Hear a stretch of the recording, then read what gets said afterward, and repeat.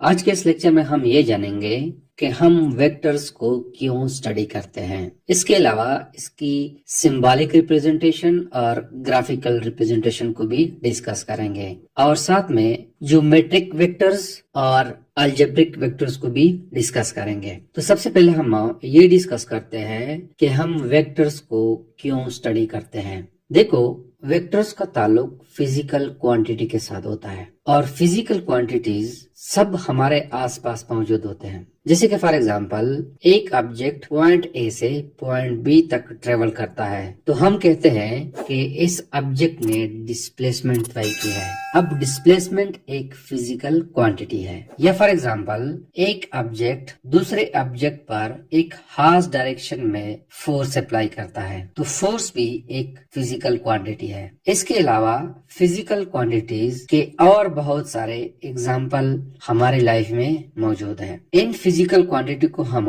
आपस में मल्टीप्लाई करते हैं, सब्ट्रैक्ट करते हैं और ऐड करते हैं। बास फिजिकल क्वांटिटी को हम सिंपल अलजेब्रा के जरिए ऐड और मल्टीप्लाई कर सकते हैं। जैसे कि फॉर एग्जांपल एक पैकेट में 5 किलोग्राम का शुगर है और दूसरे पैकेट में 2 किलोग्राम का शुगर है तो इन 5 किलोग्राम और 2 किलोग्राम को हम सिंपल अलजेब्रा के जरिए ऐड कर सकते हैं। जैसे कि 5 + 2 = 7 किलोग्राम। और बास फिजिकल क्वांटिटी को हम सिंपल अलजेब्रा के जरिए न ऐड कर सकते हैं और न सब्ट्रैक्ट कर सकते हैं। जैसे कि फॉर एग्जांपल एक ऑब्जेक्ट पर 2 डिफरेंट डायरेक्शंस में 2 न्यूटन और 5 न्यूटन के फोर्सेस अमल करते हैं तो इन फोर्सेस को हम सिंपल अलजेब्रा के जरिए ऐड नहीं कर सकते हैं। इसके लिए हम वेक्टर अलजेब्रा का इस्तेमाल करते हैं। जैसे कि यहाँ पे आपको नजर आ रहा है, मैंने 2 न्यूटन फोर्स को एक वेक्टर से रिप्रेजेंट किया है जिसको मैं नाम देता हूँ F1 और 5 न्यूटन का फोर्स भी मैंने एक वेक्टर से रिप्रेजेंट किया है जिसको मैंने नाम दिया है F2।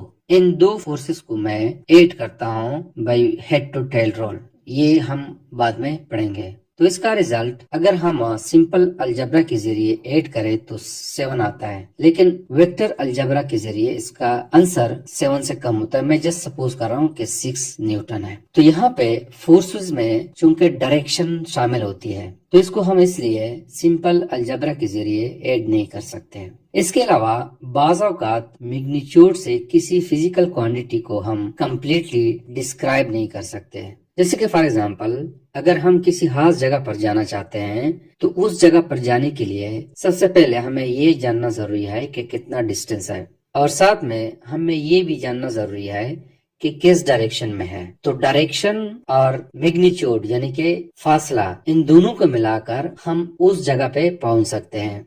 तो इन तमाम वजूहात के बिना पर फिजिकल क्वांटिटीज को 2 हिस्सों में तकसीम किया गया है। एक को हम कहते हैं स्केलर क्वांटिटी और दूसरे को हम कहते हैं वेक्टर क्वांटिटीज। स्केलर क्वांटिटी क्या है? इसको हम यूं डिफाइन करते हैं कि physical quantities which are completely specified by its magnitude are called scalar quantities। यानी वो क्वांटिटीज जिसकी प्रिस्क्रिप्शन के लिए सिर्फ हमें मैग्नीट्यूड की जरूरत होती है। मैग्नीट्यूड क्या है? ए नंबर विद प्रॉपर यूनिट। जैसे मैंने एग्जांपल दिया है 5 किलोग्राम। 5 जो है नंबर है, किलोग्राम यूनिट है, तो इन दोनों को मिलाकर it gives us the magnitude. तो यहाँ पे 5 किलोग्राम चीनी जो है ये एक स्केलर क्वांटिटी है। या फॉर एग्जांपल डिस्टेंस, ये एक स्केलर क्वांटिटी है, इसकी कोई डायरेक्शन नहीं होती। और वेक्टर क्वांटिटीज को हम इस तरह डिफाइन करते हैं कि physical quantities which are specified by magnitude and direction are called physical quantities. या इसको हम इस तरह भी डिफाइन करते हैं कि physical quantities which require both magnitude and direction for their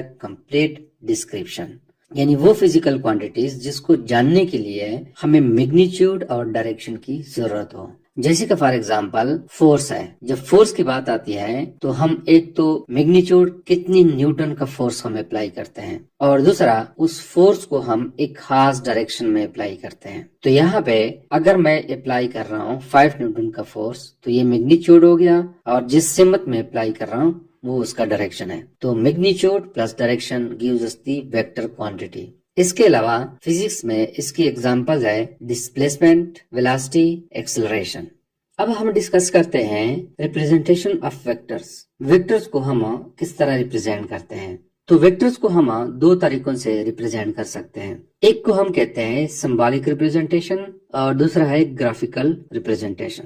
symbolically हम किसी वेक्टर को डिफरेंट वे से रिप्रेजेंट कर सकते हैं। जैसे कि फॉर एग्जांपल हम वेक्टर्स को बोल्ड फेस लेटर से रिप्रेजेंट कर सकते हैं। वो किस तरह? देखो यहाँ पे मैं लिखता हूँ कि एक वेक्टर है ए, ये सिंगल फेस लेटर है, इसको मैं सेलेक्ट करता हूँ, यहाँ पे ये बोल्ड कर देता हूँ इसको मैं, तो ये शो कर रहा है वेक्टर को।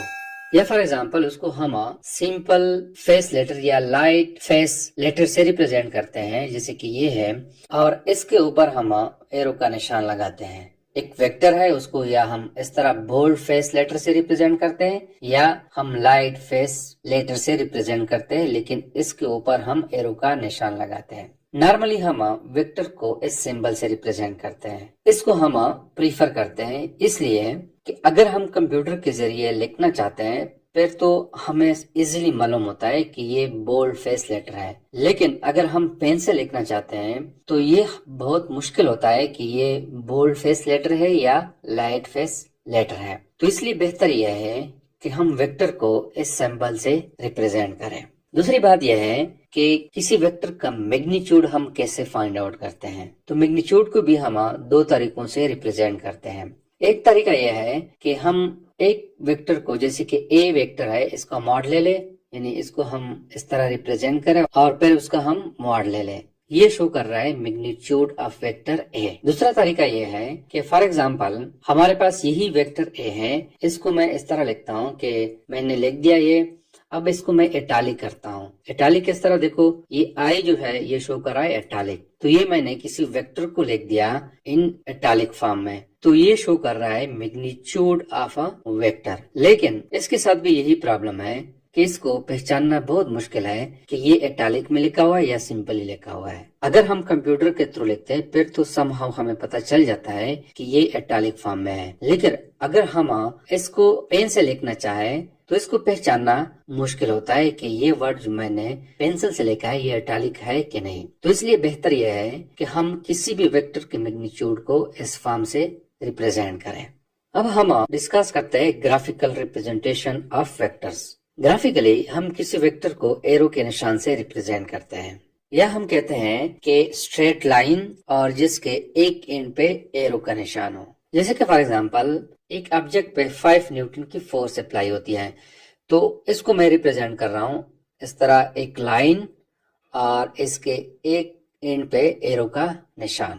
तो it is the graphical representation of vector, यानी 5 न्यूटन को मैंने इस तरह ग्राफिकली रिप्रेजेंट किया। अब देखो यहाँ पे मैग्नीट्यूड भी है और डायरेक्शन भी है, तो हम मैग्नीट्यूड कैसे रिप्रेजेंट करेंगे और डायरेक्शन कैसे रिप्रेजेंट करेंगे? तो इट इज वेरी सिंपल कि 5 न्यूटन जो है ये मैग्नीट्यूड है और ये एरो हेड जो है ये शो कर रहा है डायरेक्शन।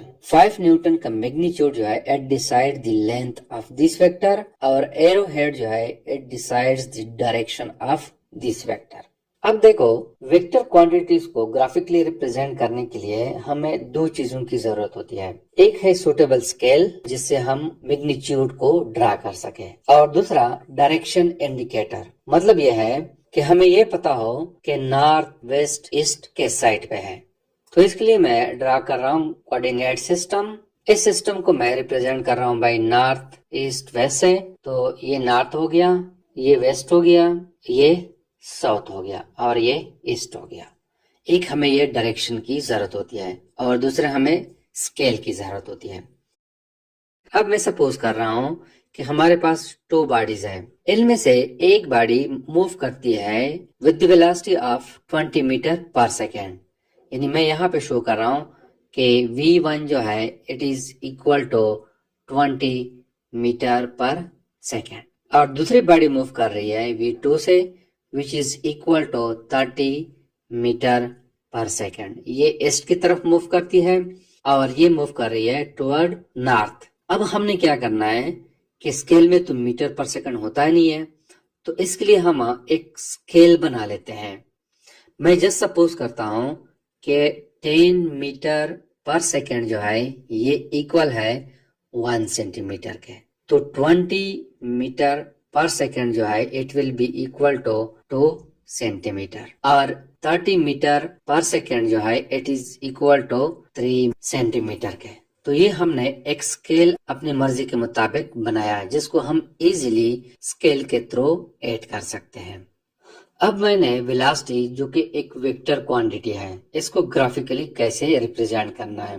तो देखो ये इसकी डायरेक्शन टुवर्ड्स ईस्ट है। तो इस स्केल के मुताबिक 20 मीटर पर सेकेंड जो है ये 2 सेंटीमीटर के बराबर है।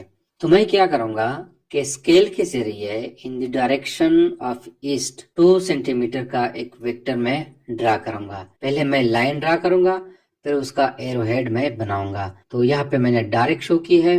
तो ये एक वेक्टर हो गया जो कि शो कर रहा है V1 को। तो यहाँ पे मैं लिखता हूँ कि V1 जो है it is equal to 2 centimetre और ये 2 सेंटीमीटर बराबर है 20 मीटर पर सेकेंड के। तो ये ग्राफिकल रिप्रेजेंटेशन हो गया इस वेक्टर का, यानी वेलोसिटी चूंकि एक वेक्टर क्वांटिटी है। सिमिलरली हमारे पास जो V2 है ये 30 सेंटीमीटर है और ये बॉडी मूव कर रही है टुवर्ड्स नॉर्थ। तो इसको हम ग्राफिकली किस तरह रिप्रेजेंट करेंगे। तो इसके लिए भी मैंने क्या करना है कि in the direction of north, चूंकि ये नॉर्थ की तरफ मूव करती है ये बॉडी, तो स्केल के थ्रू 3 सेंटीमीटर का एक लाइन ड्रा करके उसके एक एंड पे हमने एरो हेड का निशान बनाना है, जैसे कि ये आपको नजर आ रहा है। ये V2 हो गया। V2 यहाँ पे मैं लिखता हूँ कि it is equal to 3 centimetre और ये 3 सेंटीमीटर बराबर है 30 मीटर पर सेकंड के। तो ये V2 का ग्राफिकल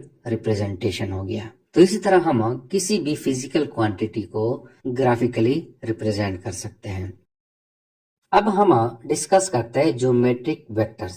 ये वो वेक्टर्स होती है जिसके लिए रेफरेंस कोऑर्डिनेट की जरूरत नहीं होती या रेफरेंस कोऑर्डिनेट एक्सिस की जरूरत नहीं होती। रेफरेंस कोऑर्डिनेट सिस्टम क्या होता है, जैसे कि फॉर एग्जांपल ये हमारे पास एक कोऑर्डिनेट सिस्टम है। इसमें ये एक्स एक्सिस है, ये माइनस एक्स एक्सिस है और ये वाई एक्सिस है और ये माइनस वाई एक्सिस है जिसको मैं वाई डैश से रिप्रेजेंट करता हूँ। ये ओरिजिन है, मैं सपोज कर रहा हूँ कि ये 1 है, ये 2 है और ये 3 है। ये 1 हो गया, ये 2 हो गया और ये 3 हो गया। तो ये एक कोऑर्डिनेट सिस्टम हो गया। यहाँ पे अगर हमने किसी पॉइंट की पोजीशन मालूम करनी है, फॉर एग्जांपल ये एक पॉइंट है, तो इस पॉइंट पे वाई की कोऑर्डिनेट्स जो है वो 3 है और एक्स कोऑर्डिनेट 2 है। तो ये एक रेफरेंस कोऑर्डिनेट सिस्टम हो गया। तो ज्योमेट्रिक वेक्टर्स वो वेक्टर्स होते हैं जिसके लिए किसी कोऑर्डिनेट सिस्टम की जरूरत नहीं हो, यानी geometric vectors are those that are considered without reference to a coordinate axis. ये कोऑर्डिनेट एक्सिस है उसके बगैर। जैसे कि फॉर एग्जांपल हमारे पास 5 न्यूटन का फोर्स है, उसको हम रिप्रेजेंट कर रहे हैं इस वेक्टर से और ये 5 न्यूटन है। अब यहाँ पे कोई कोऑर्डिनेट एक्सिस नहीं है, तो ये एक ज्योमेट्रिक वेक्टर हो गया। अब दूसरा है अलजेब्रिक वेक्टर्स, जिसके लिए हमें कोऑर्डिनेट एक्सिस की जरूरत हो। फॉर एग्जाम्पल अगर मैं कहूँ कि 5 न्यूटन का फोर्स जो है एक ऑब्जेक्ट पे अप्लाई हो रहा है और वो एक्स एक्सिस के साथ 60 डिग्री का एंगल बना रहा है, तो इसको हम इस कोऑर्डिनेट सिस्टम में रिप्रेजेंट करते हैं बाय वेक्टर। और फॉर एग्जांपल ये ए वेक्टर हो गया, इसकी लेंथ जो है वो 5 सेंटीमीटर है, जो कि 5 सेंटीमीटर 5 न्यूटन के बराबर है। तो 5 सेंटीमीटर मैं ले रहा हूँ और ये एंगल जो है 60 डिग्री मैं कंसीडर कर रहा हूँ। तो इस वेक्टर को हम अलजेब्रिक वेक्टर कहते हैं। तो it's all about the vectors.